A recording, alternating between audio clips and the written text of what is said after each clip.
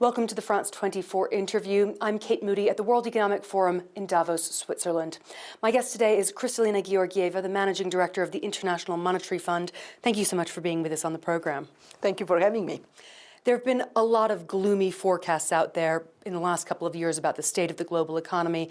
Does the IMF think we will have a global recession in 2023? We project 2023 to be a difficult year and for growth to go further down. But we don't expect a global recession. Why? For three reasons. One, very resilient labor markets and consumers who, despite cost of living going up, continue to spend. Two, China reopening would bring impetus to growth in China, and that would translate in better growth for Asia and the world. And three, while inflation remains elevated, we are seeing signs of it trending down. What does that mean? It means that while central banks still have to stay the course, the further tightening may not be as serious as we would have feared. You mentioned China's reopening. We know that the GDP growth in China has been fairly slow because of the COVID restrictions it's had in place. Most of those restrictions have now been lifted, but we are seeing what appear to be very high levels of infection. Are you worried about another wave of COVID in China or perhaps elsewhere in the world? What we know is that COVID has not disappeared. Anybody who has mentally kissed it goodbye, not so fast. In China, for sure, there is and there will be an increase in infections. Why? Because zero COVID meant exactly that. I was in a city in China in early December. I saw very few people with masks. And I'm saying, how is that possible? The answer, in this city, there is zero COVID. But now, with people starting to travel, COVID is like bushfire. Fortunately, doesn't seem to be the most devastating variant, and yet, of course, it is quite heavy on people. Nonetheless, the benefit of China reopening economically outweighed the health costs. I'm not saying that lightly. I feel for the people who are affected by COVID, especially elderly with preconditions, those who lose lives, lose relatives and friends. But overall, for China to grow with last year's level, 3%, unattainable. Let's remember, you said China didn't grow very fast. This is not a case that should be taken lightly. In 40 years, this is the lowest growth rate China registers vis-a-vis the rest of the world. In other words, there were years like in 2020, growth dropped even to 2%, but 3% is below global average. Never happened in 40 years. So for China to change course and create an atmosphere for restoring growth, this is paramount. I understand you'll be traveling to Africa in the coming days. Debt relief is a huge issue for many economies on the continent. Ghana has now officially requested that it be considered under the G20's common framework. We know that China is Ghana's biggest bilateral creditor. Do you think Beijing will get on board with this restructuring? We got assurances from China that they will prioritize rapid resolution for Ghana. They have so far been prompt when they take commitments to act upon them. They committed to co-chair the creditors' committees for Chad and for Zambia. They have done it. We actually have Chad fully completed as debt restructuring. And one of the countries I'm visiting is actually Zambia. There, we still have some work to do. We must do it. Let me make 2 points with regard to debt. First, high interest rates and depreciated currencies for countries under heavy burden of debt at a time when growth is so slow is devastating. We have a huge responsibility as international community to come to the rescue of countries before it is too late. Don't wait until the country is in default. Two, the common framework has been slow to produce results, but it is finally showing that there could be progress. What we appeal is for faster resolution, more predictability, and we are going to bring official creditors, debtor countries, private sector together in a global debt roundtable to push for more predictability in debt resolution. You mentioned that it has taken a bit of time to get Chad's approval. There's been a lot of criticism because of that, because of the time that it takes. Do you think that the common framework is really fit for purpose?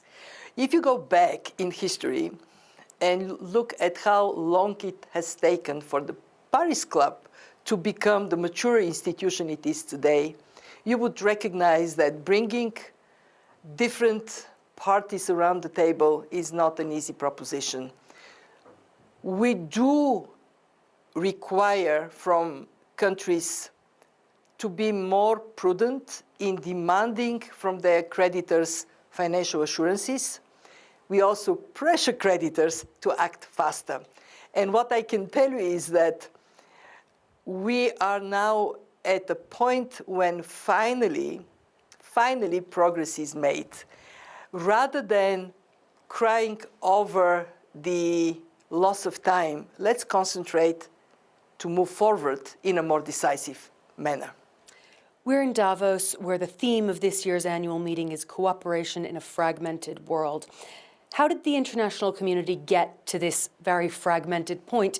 And perhaps more importantly, how does it get back? Where we are today is a result of multiple factors. Geopolitical forces and also economic forces. On the economic front, there are two issues that we need to take into account.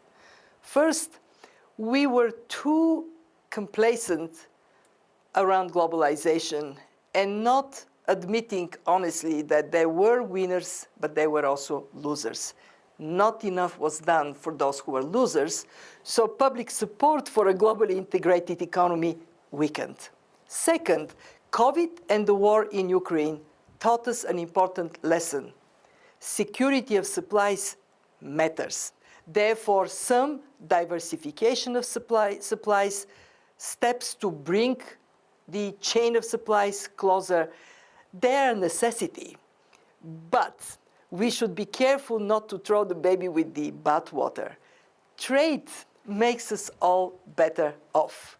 We calculated that if we do a good job in improving security of supplies, it would cost us, but not that much, 0.2% of GDP. If we do a bad job, it would be 7% of global GDP. It is like taking Germany and Japan out. So there is an economic cost to fragmentation. It's not just a word that gets thrown around. Are there specific areas that suffer more than others? The fight against climate change, for example? Very important to recognize that there are three areas where we cannot make progress if we fragment the world. One is climate, the other one is debt, we just talked about, and the third one is optimizing the benefits of trade. On climate, it is a dangerous, slippery slope to take to say, because I want my industry to move faster, I'm going to protect it from competition and feed it with subsidies, because the reaction would be everybody else would do the same. We need to find a way in which we recognize the need to invest in innovation and in businesses to flourish, but do it in a fair manner. And it is not impossible. It takes some work. There's also a lot of criticism of gatherings like the World Economic Forum, that it's a meeting of elites in the world who are very out of touch with the real problems that people are facing.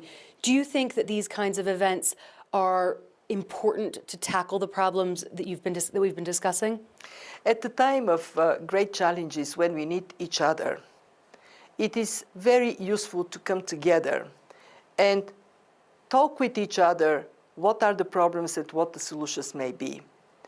Decision makers make better decisions when they are better informed, when they learn from each other. And I can tell you from the perspective of my responsibilities, everybody I need to talk to is right here. So a lot of work gets done.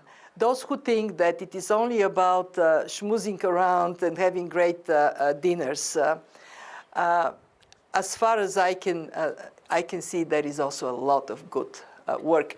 And there are things we cannot do in any other way.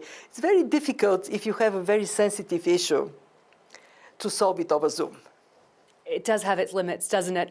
Briefly, before I let you go, the last time I spoke to you in person, back in May, actually at Davos, you said to me that the world had not yet learned how to deal with multiple crises at the same time.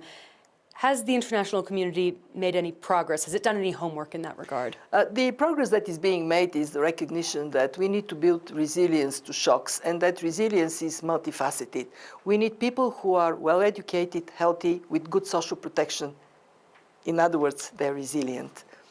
We need our economy to be built with buffers and also ability to expect the unexpected. In other words, more agile in decision making. And we need a resilient planet. So there is more understanding that we have to move towards a world in which thinking of the unthinkable, expecting the unexpected, is in our DNA. Easy to say, hard to do. But when I talk to people here, I see much more unity on that page. We are in a more shock-prone world. We need each other. What gives me hope is that despite all the risks of fragmentation and visibly actions that go against the interests of the global community, there is more unity here, more sense of we need each other that I thought I would find. We need each other. Let's work together to make the world a better place. It's nice to leave it on that slightly more optimistic note. Kristalina Georgieva, thank you so much for joining us. Thank you. And thank you for watching. There's more news and analysis coming up on France 24.